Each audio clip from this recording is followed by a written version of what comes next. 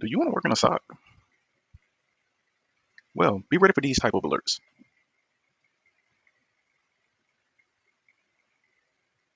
Oh my God! It's your job to determine if it's a true positive or a false positive. You have to know how to read logs. For example, let's take this Apache log. So let me tell you what this is. First thing we have is the IP address right here. And this is showing that it's the local host. So it's from our local machine. Then this part here, we have the date. And this request was made April 2nd, 2025 at 13:45:23 UTC.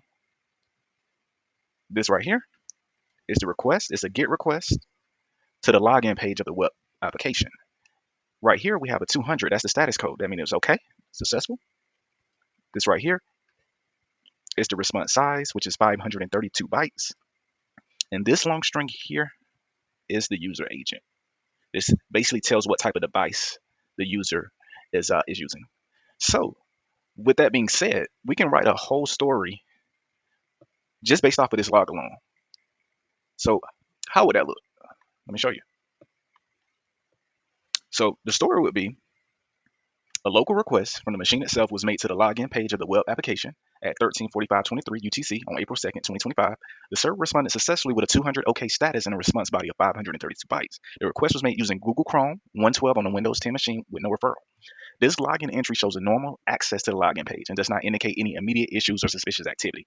Now, if you're working in a SOC environment, you may want to look at a timeline before and after, but that just shows you how powerful logs can give you a story. You need to try to understand the who, what, when, where, and why. Let's look at another one. Let's say we had this one, for example. Now, this logs look a little different. This is in regards to mail, right? So let's highlight some points right here. Let's see here. So we have this WSRT, mail redirect. So that just means that it's related to a mail redirect alert, indicating that it's a potential issue with email forwarding or redirection. So this SEV is severity. This means it's high severity. This right here is the rule ID, 10002. 1002. Then we have the CID, that's the client ID, client of the machine. We have the RID, that's the request ID. We have the MDT, that's basically a timestamp when it occurred. We have this right here, it just shows that the type of operation, it was a redirect. We have this, that's the type of event, it's unauthorized redirect attempt. The TS is the time started. We have the F3U, that's the user affected, right? We have WL, that just shows the service that we're running, which is the email system there, which is Microsoft Exchange. We have a domain. We have this ID, and then we have the message of the alert, right? So with this, we can do a similar breakdown and write a story based off of what we have. So let's see what that would look like.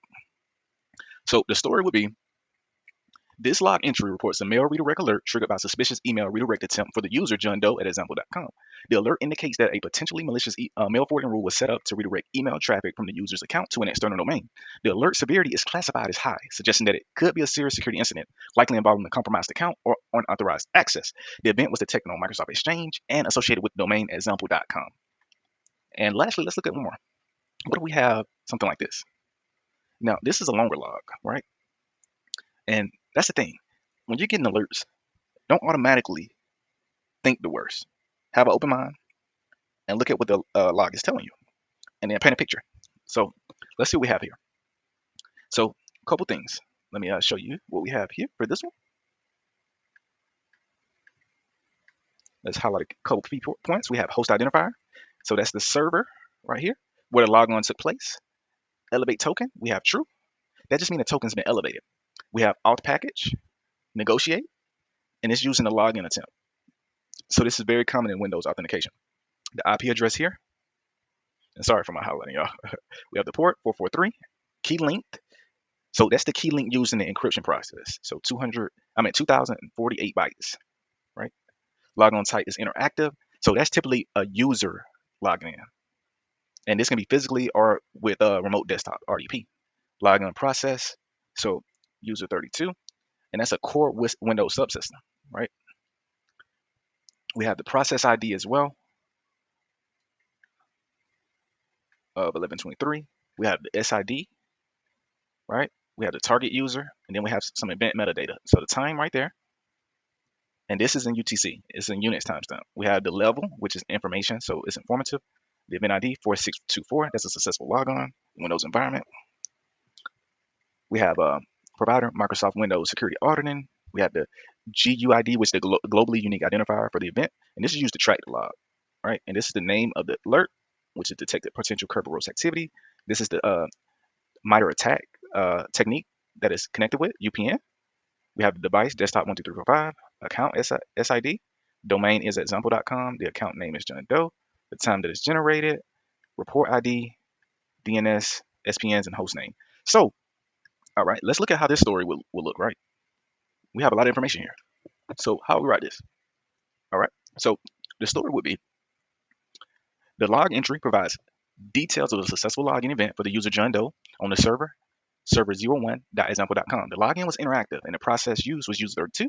The log entry has triggered an alert indicating potential cover roasting activity, which involves attackers attempting to request service tickets to later crack the service account password offline. The alert severity is linked to the MITRE attack T1558 technique for cover roasting. The user associated with this logon is John Doe from the domain example.com, and the event was captured with Microsoft Windows security auditing at 1400 UTC on April 2nd, 2025. This type of alert indicates that a user, in this case John Doe, may be involved in actions that could lead to the compromise of service account credentials, making it an important activity to investigate further.